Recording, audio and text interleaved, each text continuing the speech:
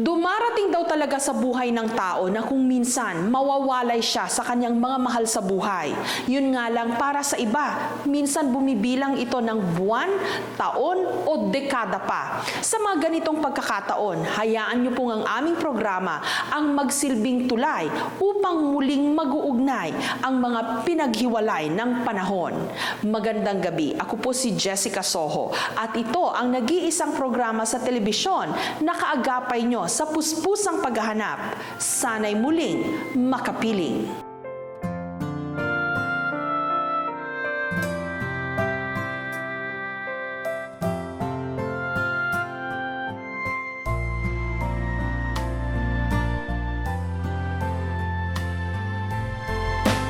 Ang tanging kong dasal sa may kapal.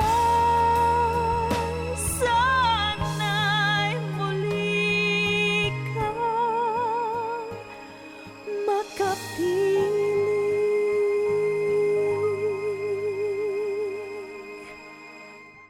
Ngayong gabi, sa Sana'y Muling Makapiling, ang kapatid ng artistang si Rochelle Barameda, 5 buwan matapos ang misteryoso nitong pagkawala, magpahanggang ngayon, nawawala pa rin. Pero si Rochelle, nagme-message pa rin sa Friendster account ng kapatid. I know it's hard. I'm not sure hanggang kailan ang crisis natin to. But I want you to know that everything will be alright. Wish you're here. We missed you so much. Si Vanji, hindi mapakali sa kanyang negosyo. 9 na taon kasi siyang walang balita sa anak niyang si Eduardo. Ayok nga ho, nawawala, inaanap yung tao pa kaya. Kaya sabi ko, mahirap naman. Sabi ko, kung hindi tayo magsimikap na makita natin siya, ano na bang buhay natin? Ano bang klase tayo, magulang? Ang anak niya, natagpuan namin sa Lapu-Lapu City, Cebu. Tagal ko na rin pangarap na umuwi rin sa kanila, pero pinakapos ng budget lagi. Niisip ko yung kinabukasan ng mga bata, gastos araw-araw. At ang grupong ito ng kababaihang Lingkod Bayan ng Laguna o KLBL, hinahanap ang isa sa kanilang miyembro na si Lola Julita. 3 buwan nang nawawala. Ngunit nung sila'y magkita-kita, hindi na sila nito maalala. Nay, bakit ka nagkaganang?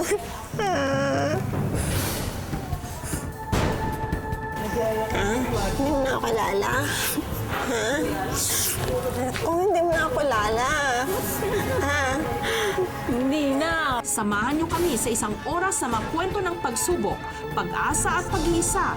Dito lang sa nag-iisang programa sa telebisyon na kaagapay niyo sa puspusang paghahanap.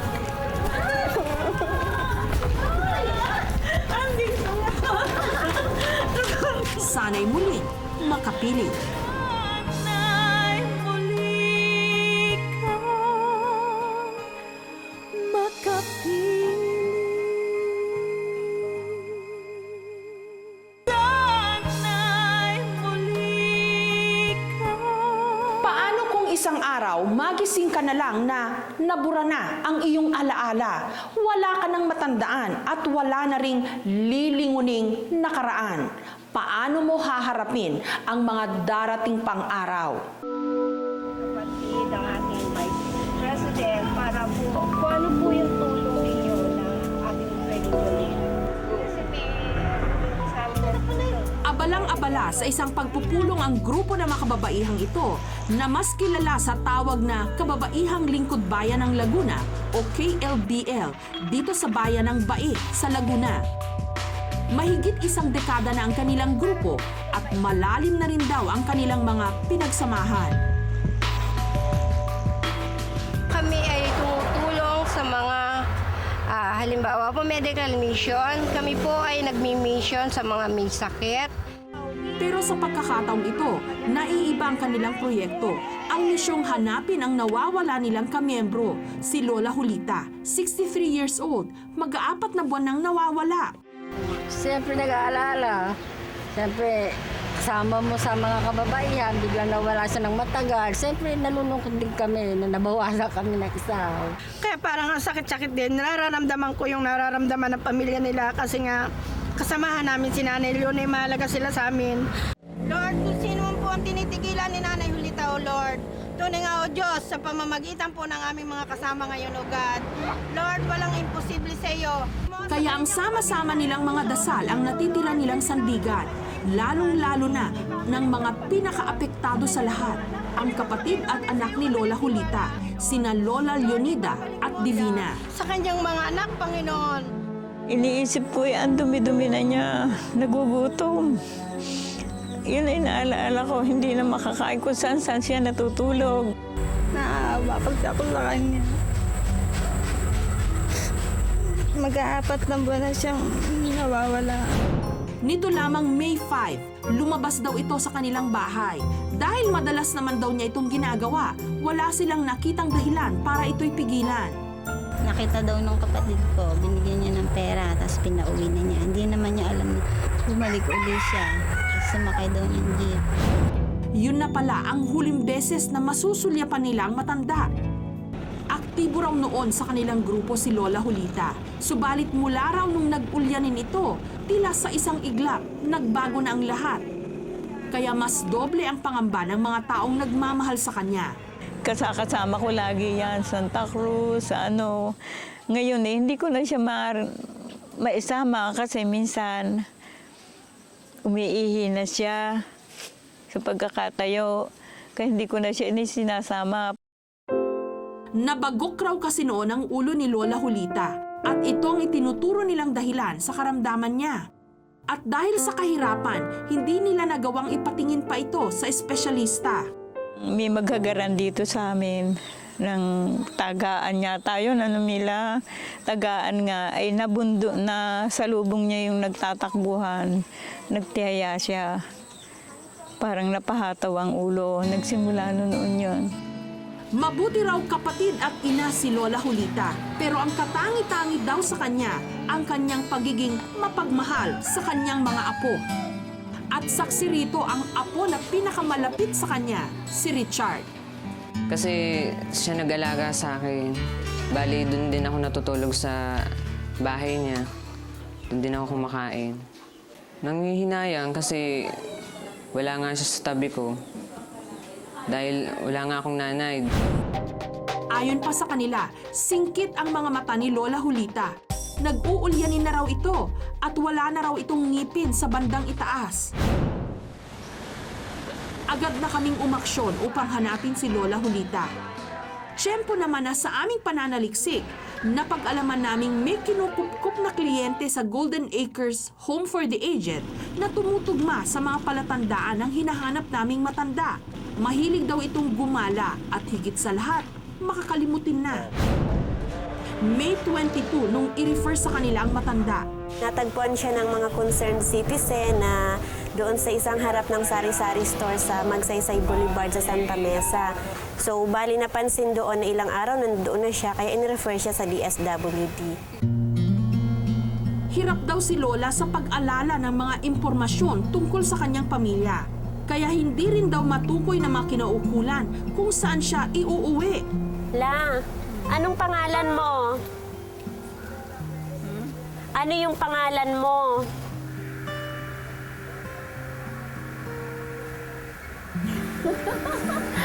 Saan ka nakatira? Doon sa ano, Naaalala mo mga anak mo? Sino-sino mga anak mo? Pero gusto mong bumalik sa kanila. nandun ako sa amin Andun ka sa inyo. Andito ka po sa Golden Acres. Wala ka ngayon sa mga anak mo. Ang unti-unting panlalabo ng kanyang alaala, ang mistulang umaanay sa kanyang tsansa na makauwi sa mga nagmamahal sa kanya. Malakas ang aming kutob. Siya ang hinahanap naming si Lola Julita. Kamukha niya kasi ang nawawalang kamag-anak ni na Divina at Lola Leonida.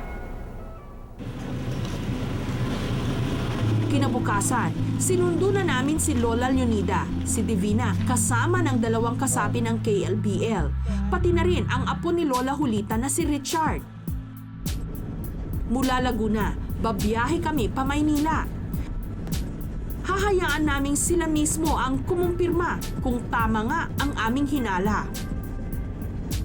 Makalipas ang 2 oras, narating na namin ang shelter. Nung mga sandaling yon, kasalukuyang nagpapalipas ng oras si Lola Julita. Ilang saglit lang, ang sagot sa kanilang dasal, tila dininig ng Diyos.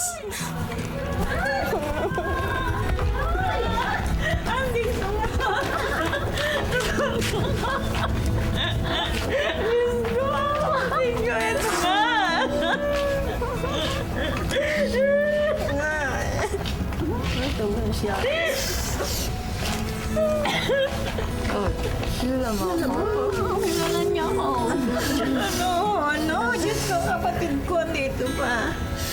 Nandito na pala. Halos hindi nakilala ni Lola Julita ang mga taong nasa kanyang harapan. Tila nananaig na nga ang pagkalimas ng kanyang alaala.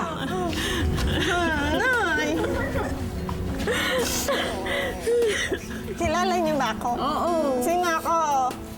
Hindi ko kilala. Hindi mo ako kilala. Ako, kilala mo? Oo. Sino ako? Nasaan ako? Saan ako? Ano?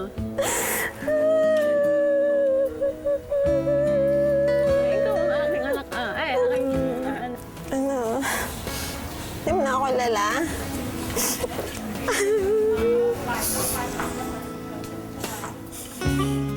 Nay, bakit ka nagkaganang?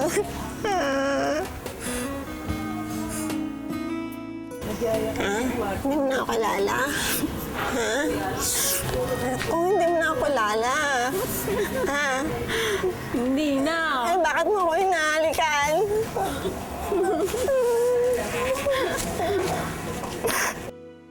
Si Lola Leonida, pinipilit namang makilala siya ng kanyang kapatid. Ako si ate. Ate Leoning. Oo. Laging ate, laging ate, laging ate.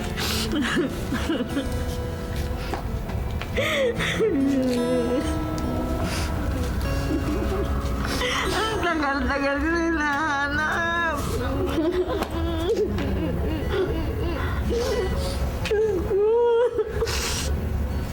Salamat po at nakuha namin ang kapatid ko. Pilit na sinasariwa ni Lola Julita ang mga alaala tungkol sa kanyang pamilya, pero hirap na hirap pa rin siya. Sa katunayan, maski ang paborito niyang apo na si Richard, parang estranghero sa kanya. Ano pangalan ko? Hindi tayo uwi doon sa ate. Pag hindi mo raw sinabi ang pangalan niya, hindi ka namin isasama. Anong pangalan niya? Ne.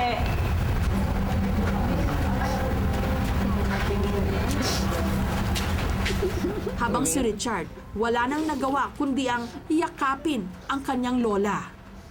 Meron po kasi tayong tinatawag na yung mga matatanda, may dementia. So, yun na po siguro ang nangyayari kay Lola na yung mga memory niya nagde-deteriorate. May mga bagay siyang hindi naaalala. Kumbaga, nare-recognize niya sila. Hindi niya lang maalala yung mga pangalan, pero nare-recognize niya kayo na kamag-anak kayo.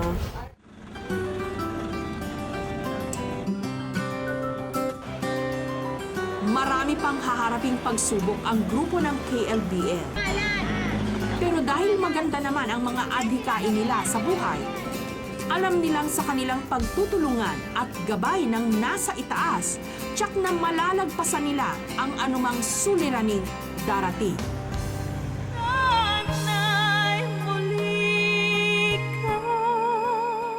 Susunod, ang kapatid ng artistang si Rochelle Barameda, 5 buwan matapos ang misteryoso nitong pagkawala, magpahanggang ngayon, nawawala pa rin. Pero si Rochelle, nagme-message pa rin sa Friendster account ng kapatid. I know it's hard. I'm not sure hanggang kailan ang crisis natin to. But I want you to know that everything will be alright. We wish you're here. We missed you so much.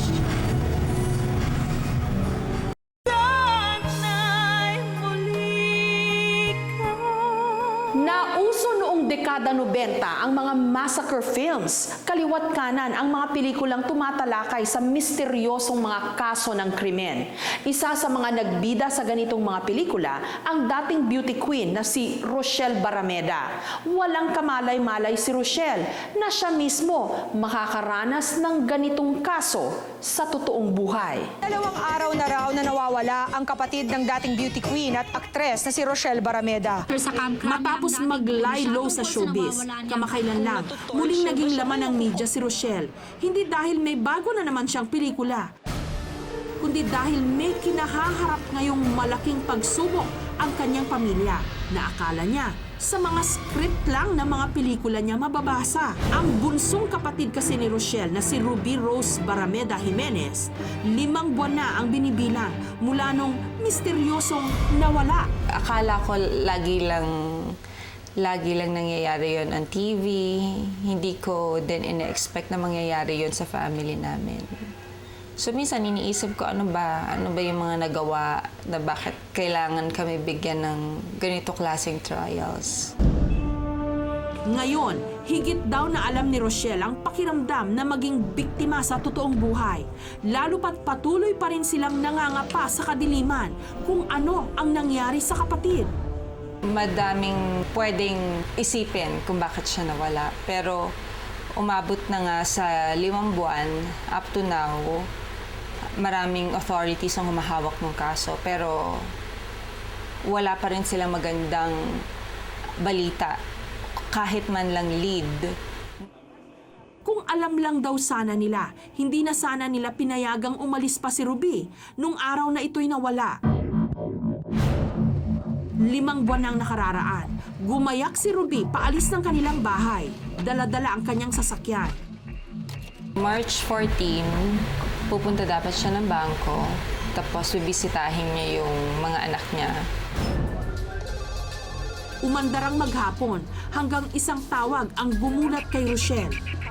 4 o'clock in the afternoon, a friend of Ruby called me na hindi nga daw makontak si Ruby. So, ako naman parang imposible kasi kahit naman nandoon siya sa bahay nung in-laws niya, nakokontak naman siya. Doon pa lang sa sinabi nila na hindi nila makontak yung mga telepono, kinabahan ako. So, ako mismo yung tumawag sa kanya and lahat ng telepono niya off. Nung inabot na ng dilim ang paghihintay ni Rochelle, nagpasya na silang iulat sa mga otoridad ang misteryosong pagkawala ni Ruby. Kasama na rin ang sasakyan nito. Ang hinala nila, may kinalaman ang naging hindi pagkakaunawaan ni Ruby at ng kanyang asawa. Pero pinaubayan na nila sa korte ang pagpapatunay ng kanilang hinala. Kasi wala namang kaaway kapatid ko. Nagkataon lang na may kaso siya. May kaso siya against her husband.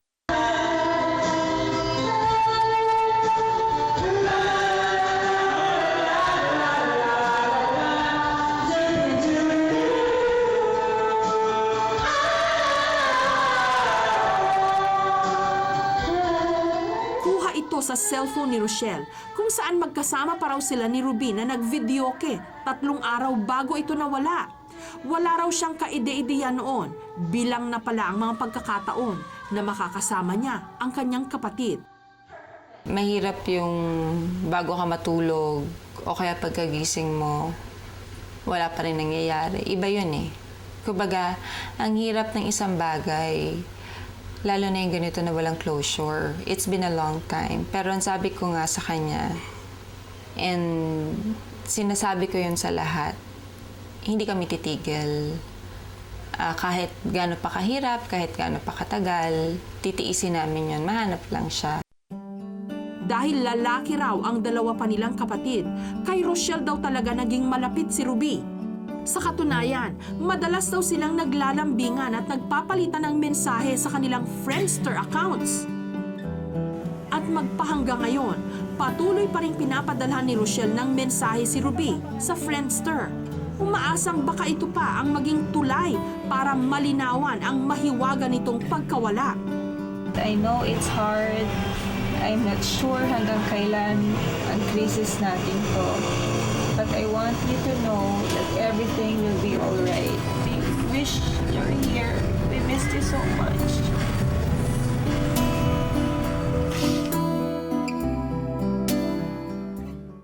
Ito na yung graduation picture niya sa perpetual. Tapos siya ng mask on. Gaya ni Rochelle, sukdulan na raw ang pag-aalala ng ina nilang si Shoni. Para kami sakal na sakal. Sa family ko, sakal na sakal kami. Lalo ako, dahil ako ang nanay. Talagang sakal na sakal kami. Pag nandito ako sa bahay, nakikita ko yung picture ni Ruby, lalo lang akong nasasakal. Lalo lang akong nangungulila sa kanya. Palibhasa ito ang kanyang bunso. Natural lang daw na ingat si Shoni sa pag-aalaga kay Ruby kahit may mga apo na siya rito. Hindi man niya personal na nahahaplos ang anak, umaasa si Shoni na ang Panginoon na lang ang humipo rito para sa kanya. Yan, trust mo sa Panginoon. So, ganun talaga ginawa ko. Ultimo yung parish priest namin, sinabi niya, your daughter is in safe hands, nandiyan si Lord, nandiyan sa inaalagaan niya. Bago ako matulog, sasabihin ko, Lord, ikaw na bahala sa anak ko, keep her safe from harm. Yung ganun, talagang ginaano ko na lang positive side. Hindi ko iniisip na kung may masama nangyari sa kanya dahil ako ang apektado. Ngunit tinatatagan man ni Shoni ang kanyang kalooban bilang isang ina. Hindi raw maalis sa kanyang kabahan at magtaka kung ano nga talaga ang nangyari sa anak. Lalo sa TV ko, minsan manonood ako ng TV, yung mga tipong kinukulong siya. Naku, naiisip ko si Ruby yun, papatayin ko yung TV kasi ayoko na makita yung nangyayari doon. Parang nai-relate ko ba baka ganun ang nangyayari kay Ruby.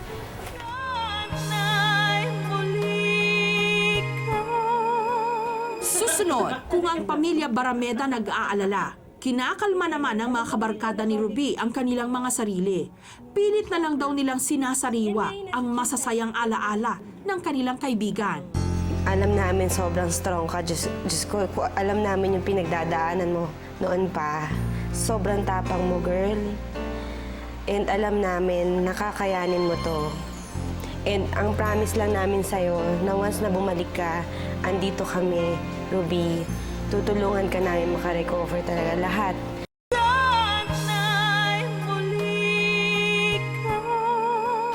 Hanggang ngayon, wala pa ring linaw kung nasaan na ang nawawalang kapatid ni Rochelle Barameda na si Ruby. Kaya naman hindi lang ang kanilang mga kamag-anak ang alalang-alala ngayon, kundi pati na ang mga malalapit nilang kaibigan.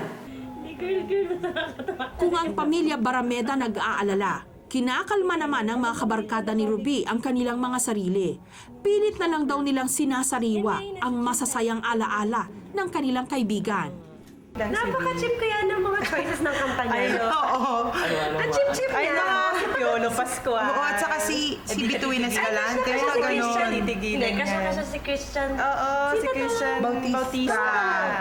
Nagsisimula pa lang si Christian Bautista, hindi pa sikat. Bumibili pa yun ng CD. Ang baduy ba? Tape, kahit tape bibili niya. Kwento lang namin. Meron kaming practice ba? Kasi meron kaming para activity. Di dumating siya sa bahay nung pagpapractice namin. Ang ganda ng sasakyan niya. Sports car siya na Miata Di nakapormado. In short, ang ganda ng sasakyan niya. Di dumating siya. Pagbaba niya ng sasakyan, ang tugtog. Tukso, layuan mo ako. Ang ganda-ganda niyang kotse niya. At ang ganda-ganda niya. Ang ganda-ganda niya. Sabi namin, Ruby, ano ba naman yung kanta mo? Ay, hindi. Bigay kasi to CD sa amin. May gano'n. Ganun lang siya kababaw. Palakaibigan daw si B, palayaw nila kay Ruby. Madali raw itong pakibagayan, kaya malabo raw na magkaroon ito ng kaaway. Dahil kami nagsasayaw. Then si Ruby kasi hindi siya talaga good in dancing. So, syempre, kami nagtuturo, B, ganyan-ganyan, ganito. Paano ba? Talagang hirap na hirap siya. Kasi ang haba ng kamay niya, ang haba ng legs niya. So, yun hindi ko makakalimutan kasi sobrang nagtiyaga si B. Dahil nga wala naman daw matinding kaaway si Ruby, hindi nila lubusang matiyak ang dahilan ng bigla ang pagkawala nito. One thing about Ruby, pag nag-text ka, reply ka agad. It's either that or tatawagan ka. Never si B na pag nag-text ka, hindi ka makaka-receive ng message back. Kahit na okay lang yan or K lang yan, mayroon kang may receive. Ganun siyang tao. At saka kahit na hindi nga text tawag nga ganun siya Kaya nung time na yon na there's something wrong talaga. Ang daming question mark, madami kang maiisip. Bakit nawala? Paano? Saan? Bakit? Kasi sobrang bilis ng pangyayari. Talagang shock kami. Kasi wala talaga kaming balita. Actually, kasi wala. Wala naman talaga As in, ngayon hoping pa rin kung ano na talaga. Kaya kung tatanungin mo kung anong feeling namin, Blanco. hindi walang closure. Oo. Kumbaga, iiyak kami. I mean, Hindi namin alam kung iiyak or ano na yun. Talaga naintindihan. Inisip ko na lang kung merong nangyari sa'yo, sabihin mo lang kung anong gusto mong gawin namin. Kasi kahit kami worry na rin Ang tagal na Ang una nilang nakitang hakbang, ikalat ang balita tungkol sa pagkawala ng kaibigan. Baka kasi may makakapagbigay ng impormasyon para sa ikalilinaw ng kaso. Friendster, college friends. Kinotak namin yung mga college friends namin. Hindi lang, pati yung mga classmates. At saka ito yung naging maganda. Yung matagal namin hindi nakita for 4 to 5 years. Lahat Nag-reach out. even yung mga Reach out friends sila sa namin na amin. nasa States, Tatanong, nasa ibang bansa, nag-check talaga sila. Kasi lahat talaga nagulat Subalit aminado sila, kulang ang kanilang puwersa upang mapalutang ang nawawalang si Ruby. Kaya naman isang mensahe na lang ang nais nilang ipahatid sa namimiss na nilang kaibigan. Nasa ang lupalop man ito ngayon. Sana lang, lumabas ka na. Alam mo yun, by hook or by crook. Pag lumaban ka, naksa mo pa yung loob mo. Alam namin sobrang strong ka. Diyos ko, alam namin yung pinagdadaanan mo noon pa. Sobrang tapang mo, girl. And alam namin, nakakayanin mo to. And ang promise lang namin sa'yo, na once na bumalik ka, andito kami, Ruby. Tutulungan ka namin makarecover talaga. Lahat kung gusto mo, lagi kami nandyan sa'yo. Sasamahan ka namin, gagawin namin. Lumabas ka lang, alam mo yun. Bumalik ka na, Bi. Pero kung nasaan man siya, alam mo yun, sana lang, paramdam ka naman. Diyos ko, naaaning na lahat ng tao dito. Whatever she's going through, wherever she is, alam naman Diyos yung lang mga bahay ang namin. Oo, Diyos lang naman yung may alam nun kung ano nangyayari sa kanya. Pero sana wala lang mangyari masama. Oo. Unang patak pa lang ng balita, agad nang sumangguni si Rochelle at kanyang pamilya sa mga otoridad. Ngunit magpahanggang ngayon, wala pa ring linaw ang investigasyon at kung totoo ngang mayroong nasa likod ng pagkawala nito. We are still waiting for good Samaritans to feed us talagang new leads, new information regarding Ruby Rose latest whereabouts. Sana yung mga totoong leads na kasi yung the last time na mga nare-receive namin puro minimislead lang kami. Ngunit anuman ang totoong nangyari, sino man ang may gawa, hiling ng mga taong nagmahal kay Ruby, huwag itong sumuko at patatagin ang sarili dahil marami silang nagmamahal sa kanya na naghihintay sa kanyang pagbabalik.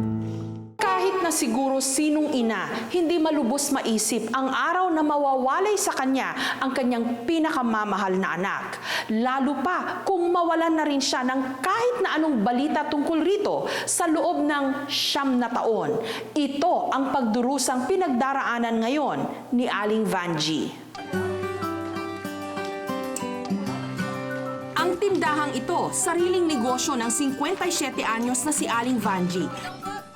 Dito siya umaasa ng araw-araw na ipangtatawid gastusin ng kanyang pamilya. Sa hirap ng araw ng buhay ngayon, napakahalagang may sarili kang hanap buhay. Ito po, mula nung kami malipat dito, nagtinda-tinda kami para lang makatulong sa aming pangkabuhayan. Ngunit gaano man daw siya kapursigidong palaguin ang kanyang negosyo, may mahigpit na kakumpetensya raw ang kanyang atensyon. Madalas pa rin daw kasing sumagi sa kanyang isip ang nawalay niyang anak na si Eduardo, 31 taong gulang, kung saan 9 na taon na siyang walang kabali-balita. Ayok nga ho, nawawala, hinahanap yung tao pa kaya.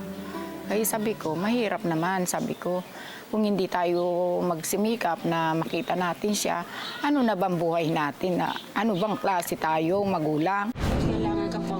1998, nung nagpasya ang kanyang anak na sumunod sa misis nito sa Cebu upang doon makipagsapalaran. Nagpaalam siya. Sabi niya, pupunta ako ng Cebu. Sabi ko, anong gagawin mo? Ay, mahirap din ang buhay, makipagsapalaran. Kaya hindi mo kilala mga tao doon. Labag man daw sa kanyang kalooban ang pag-alis ng anak, iginalang pa rin daw ni Aling Vanji ang desisyon nito. Pero sabi ko sa kanya, kung hindi maganda ang magiging kalagayan mo, tumawag ka sa amin. Ngunit ilang beses na raw nagpalit ang mga pahina ng kalendaryo. Wala pa rin ni anumang balita siyang narinig tungkol sa anak. Kabado ako dahil unang-una hindi niya kabisado yung lugar. At saka first time pa lang yan dumayo. Di siyempre, kahit paano naman bilang magulang, nag-aalala din ako. Pakiramdam ni Aling Vanji, daig pa raw niya ang nabangkarote simula nung nawalay sa kanyang puder ang kanyang si Eduardo. Dugot pawis daw kasi ang ipinuhunan niya sa pagpapalaki rito. Pinakumamalaga sila. Kahit isa kasi walang nawalay sa amin. Kasi siya lang talaga kumalis. Hindi kami nagpapaalis ng pamilya. Maging ang kabiyak ni Aling Vanji na si Mang Eduardo, apektado. Pinalalala pa raw kasi ng kanyang pag-aalala sa kanyang junior ang samut-saring pananakit ng kanyang katawan. Alam mo sa amin po, masakit talaga sa amin na nawawalay. Dahil sa kahirapan ho, kaya nangyayari yun. Isang bagay lang ang nakikitang dahilan ni Aling Vanji kung bakit naputol ang ugnayan nilang mag-anak. Kasi talagang walang hilig magsusulat yun. Kaya hindi namin in-expect na susulat siya sa amin. Gayunpaman, kahit tila ibinaon na raw sila sa limot ng kanilang anak, ni katiting na hinanakit, wala pa rin daw nadarama si Aling Vanji sa anak. Bilang magulang, hindi ko pwedeng makalimutan. Dahil siyempre anak ko yun. Siyempre sabi nga nila, yung anak, nakakatiis sa magulang, pero magulang hindi makatiis sa anak. Sa pagkakataong ito, hindi namin hahayaang malugi pa si Aling Vanji sa natitira niyang pag-asa. Ayon kay Aling Vanji, Eduardo Mimay Jr. ang pangalan ng kanyang anak at sa Cebu raw ito tumira, pero kung saan eksakto sa Cebu, wala siyang kaide-ideya.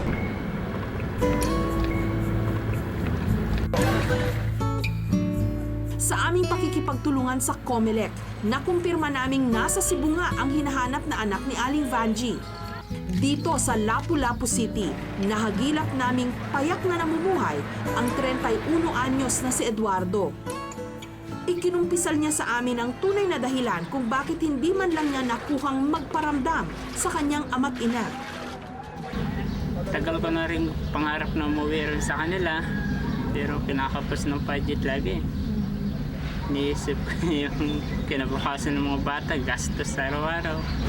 Kwento ni Eduardo, napilitan daw siyang lumayo kasama ang kanyang misis dahil hindi niya matagalan ang parang aso't pusang relasyon ng kanyang ina at asawa. Yung mga parents ko, parang hindi sila close sa pangasawa ko.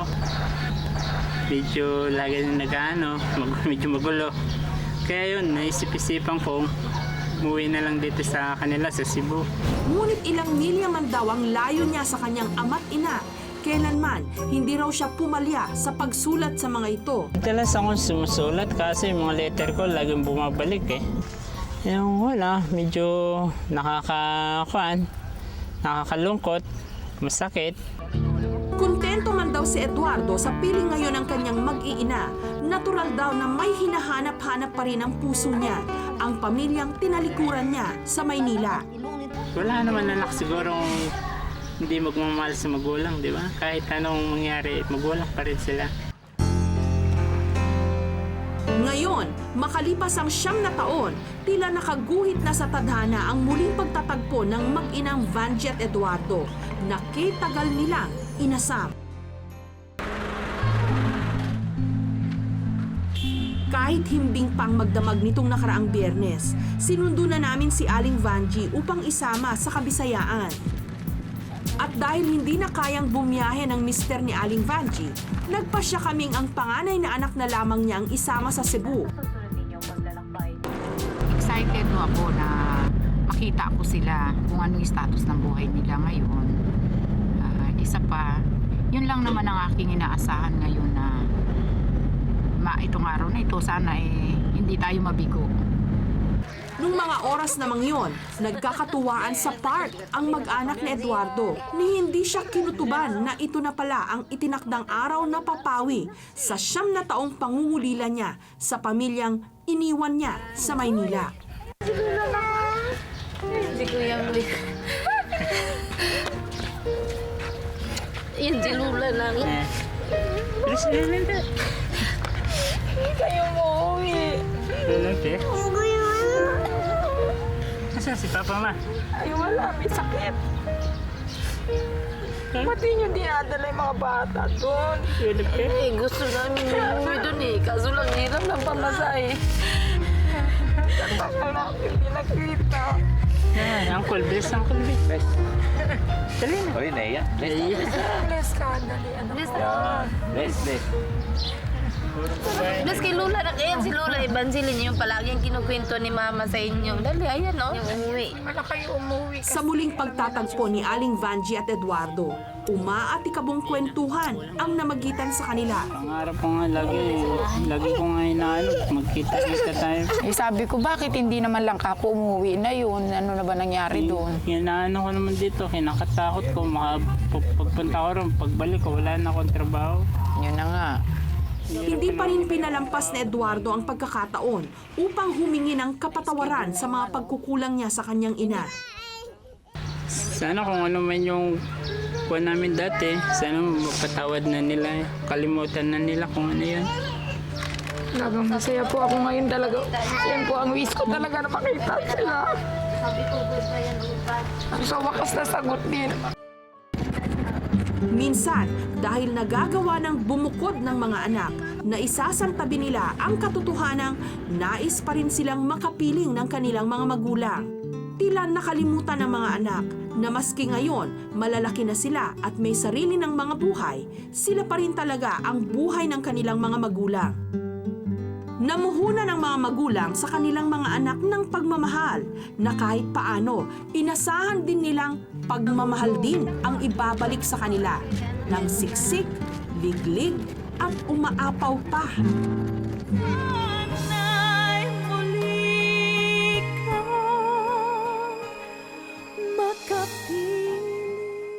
Sa pagtatapos po ng episode na ito, umabot na sa 255 ang bilang ng mga nawawala na nahanap na namin at naibalik sa kani-kanilang mga pamilya. Asahan ho nating aakyat pa ang bilang na yan, basta't nariyan lamang po kayo na handang tumulong at sumubaybay sa aming programa. Kung sakali pong meron kayong kilalang nawawala o baka naman nakahanap po kayo ng mga nawawala, ipagbigay alam lang po sana ito sa amin sa lalong madaling panahon. Magandang gabi, ako po si Jessica Soho. Sana'y makapiling namin kayong muli sa susunod na Martes. Dito lang sa nag-iisang programa sa telebisyon na kaagapay nyo sa puspusang paghahanap. Sana'y muling makapiling. Ang nakasanayang kasama, naiwan ay pangungulila. Natira na lamang ay alaala.